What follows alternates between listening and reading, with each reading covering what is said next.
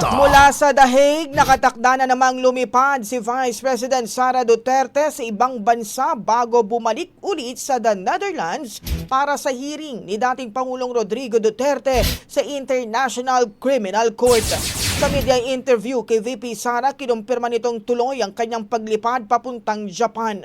Ito umunay para bisitahin niya ang mga Pilipino doon.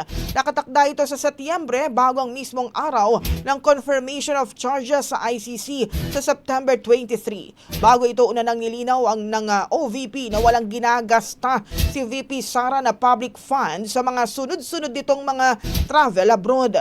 Sa naging paliwanag ng OVP sa Kuwait trip ni VP Sara, sinabi nilang nag-comply ang vice sa lahat ng mga government rules and regulations at bahagi ng mandato nito ay para sa kapakanan ng mga Pilipino. Tuloy-tuloy din naman ang operasyon ng mga tanggapan ng OVP at mga satellite offices ito sa iba't ibang bahagi ng bansa. Kung maalala, sa mga nakalipas na buwan, ay merong mga trips si VP Sara sa Qatar, Australia, South Korea, Malaysia at layover sa Paris, France.